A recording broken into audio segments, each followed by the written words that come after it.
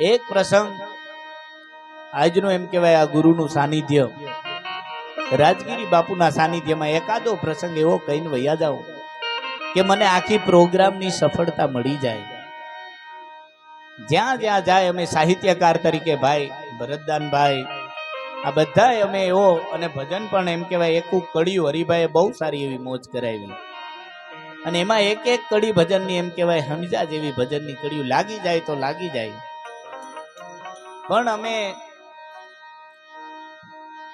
સાહિત્ય કરતા હોય, સંતવાણી કરતા હોય, આ બધાનો એક ધ્યેય એવો હોય કે હાવ પટા ઝાટકીને બોલી લેવું એમ નહીં, પટા પાડી દેવા એમ નહીં, પણ એક પ્રસંગ છે. અમે મોરબીથી રાજકોટથી ગમે ત્યાંથી આમ ધક્કો ખાતા હોય, એક પ્રસંગ એવો અમે કહી જાય કે કોઈના જીવતરમાં અથવા તો અમારા જીવતરમાં ઉતારી લઈ તો અમને આ પ્રોગ્રામની સફળતા મળી જાય. આજ ગુરુ પૂર્ણિમાનો પ્રસંગ એમ છે, એટલે એક પ્રસંગ એને અનુકૂળ ને એને લાગતો વળગતો પ્રસંગ કહી અને મારી વાણીને વિરામ આપવો છે કે દુનિયામાં તમારે કોની ભેળું બેહવું, સંગ એવો રંગ અને અન એવો ઓડકાર. 1000 વર્ષે એક ચારણ જન્મે એવો દુલાભાયા કાગ. કાગે જે કલ્પના કરી છે, અને ઈ વાત મારે અહીંયા કરવી છે કે જ્યારે એમ કહેવાય કે આ કુરુક્ષેત્રના મેદાનમાં મહાભારતનું યુદ્ધ પૂર્ણ થયું, અને ઈ યુદ્ધ પૂરું થયું અને ભીષ્મ પિતામહ છે એ બાણસૈયા ઉપર એમ કહેવાય પોઢ્યા હતા,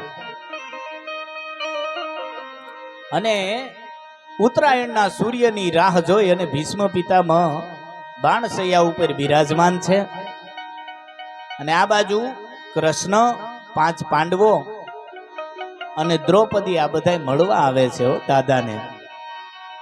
જોજો આ વાત એટલા માટે કરું છું કે સંગ એવો રંગ અને અન્ન એવો ઓડકાર. કોના ભેળું જમવું, કોના ભેળું રહેવું, આ ઈ વાત છે.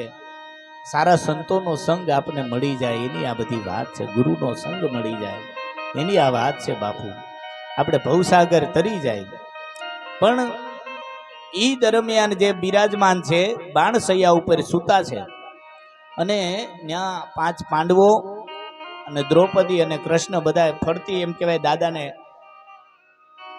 ચારે બાજુ ઊભા છે, અને દાદા એરે વાતું કરે છે જ્ઞાનની. તેથી દાદા જ્ઞાનની વાતું કરતા હતા, અને એ સમયે ઘટના એવી ઘટી કે દ્રૌપદીજીએ અલ્પ હાસ્ય કર્યું, નાના એવા ઝીણા ઝીણા દાંત કાઢ્યા, ને દાંત કાઢવાની રીત દાદાએ જોઈ કે બેટા તમે કઈક કહેવા માંગતા હોય ને એવું લાગે છે, એટલે કે દાદા કેવું તો તમને ઘણું બધું છે. એ સમય જ્યારે દ્રૌપદીજી ને આ બધા ઊભા છે અને દાદા જ્ઞાનની વાતો કરે છે, અને તેથી દ્રૌપદીએ દાદાએ એને કીધું કે બેટા જે કેવું આજ તમારા માટે બધી છૂટી છે. અને તેથી દ્રૌપદીજીએ જે પ્રશ્ન કર્યો તો અને દુલાભાયા કાગની કલમે કલ્પના થઈ, લખાણી. શું કીધું એને કે તેથી જ્ઞાન ક્યાં એ હાલું ગયું તું જેદી આબરૂ જાતી તી અમારી રે પાથરી ભીષ્મે બાણ પથારી. હે દાદા, ભરી સભામાં દુશાસન મારો ચોટલો પકડી અને મારા ચીરનું હરણ કરતો તો તેદી તમારું આ જ્ઞાન બધું ક્યાં વયું ગયું તું? આટલી બધી જ્ઞાનની દાદા વાતો કરો છો, તેદી આ તમારું જ્ઞાન ક્યાં ગયું તું? અને તેથી ભીષ્મ પિતામહ જે જવાબ આપે છે ને એ હાંભળ્યા જેવો જવાબ છે.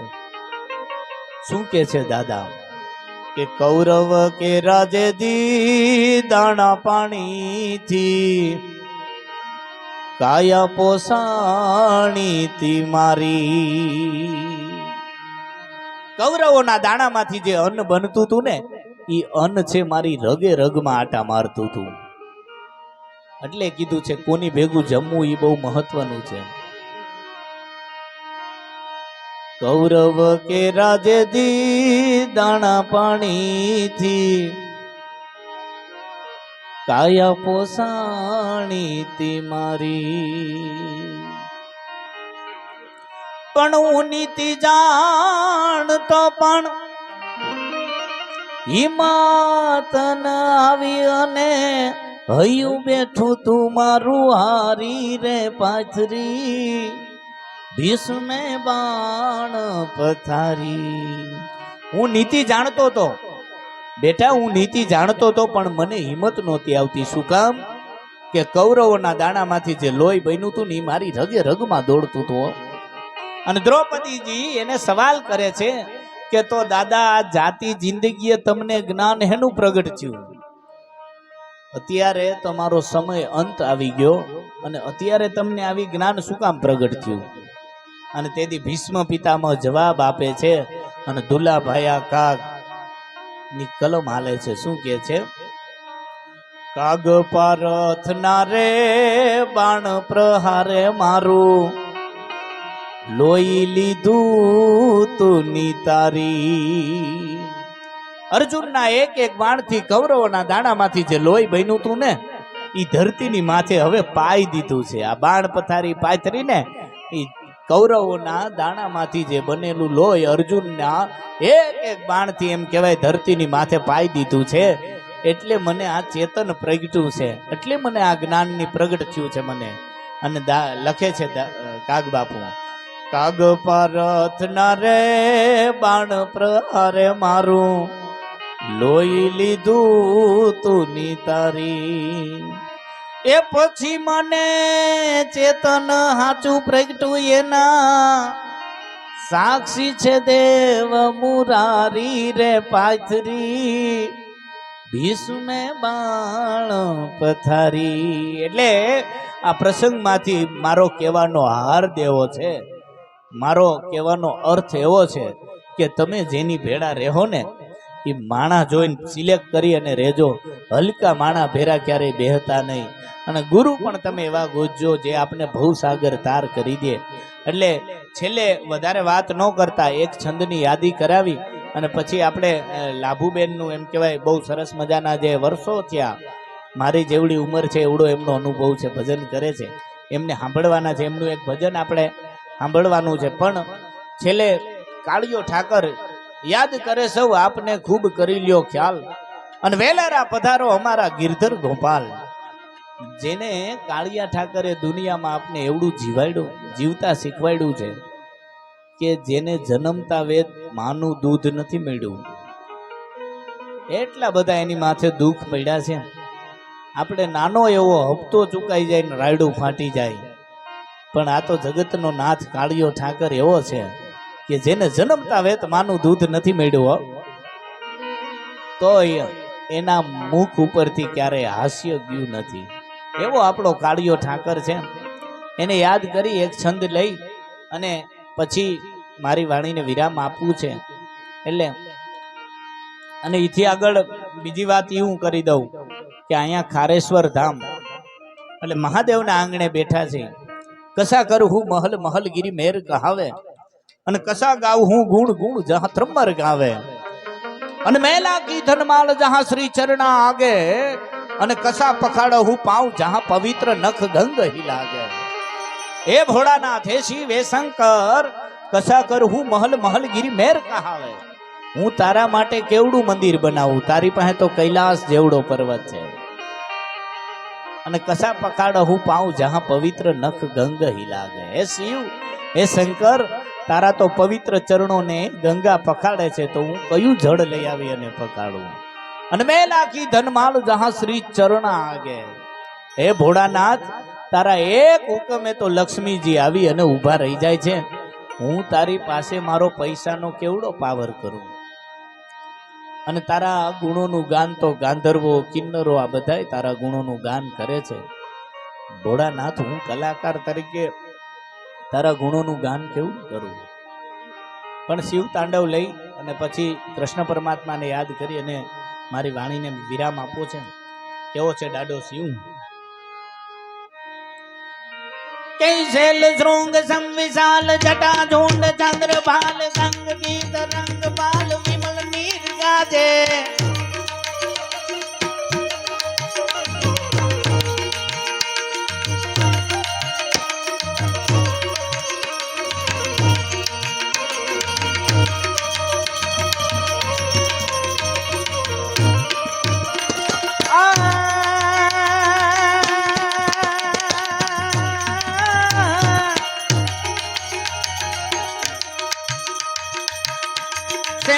अंग सब विशाल जटा झुंड चंद्र बाल गंग गीत रंग बाल विमल नीर गाजे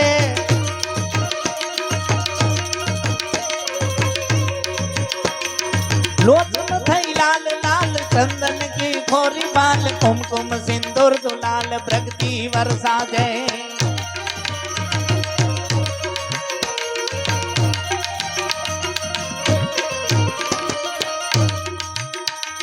मुंडन की कंठ माल विशत हृदय खुशाल स्फटिक जाल रुद्र माल हृदयाद राचे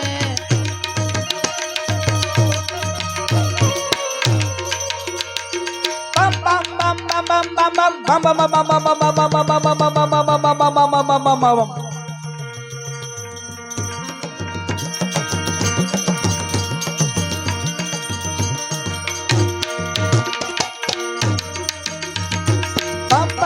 डमरुबाद नाथ वेद सरस साध शंकर महाराज तांडव नाचे मुझो भोलो महाराज याद तांडव नाचे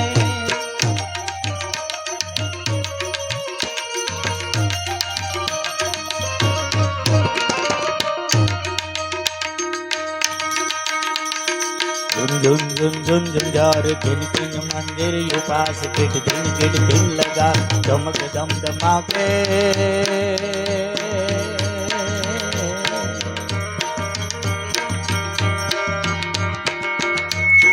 चुमक चुमक झम झमाक झालर जम जम जमाक घूंगर गम गम गमाक चमक चम चमाके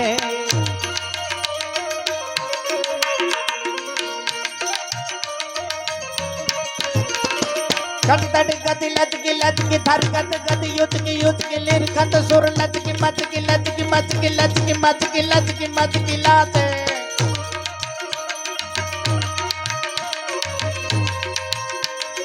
बम बम बम डमरू बाज नाथ वेद सरस साध शंकर महाराज याद तांडव नाचे मुझो भोलो महाराज याद तांडव नाचे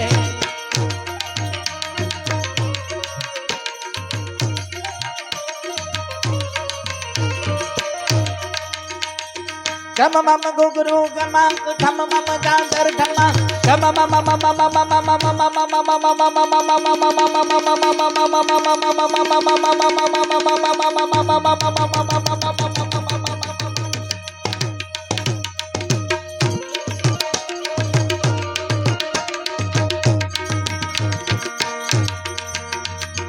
गम मम गुगुरु गमाक ठम मम जागर ठमा गम मम मम गमाक गगनी संग गावे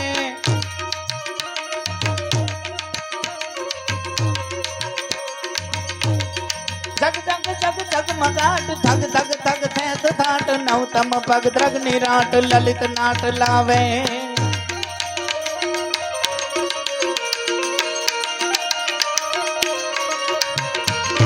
गद बद गद हूत लीन गद गद गद सुध प्रवीण पद पद पद से सुजीन दुख नवीन गाते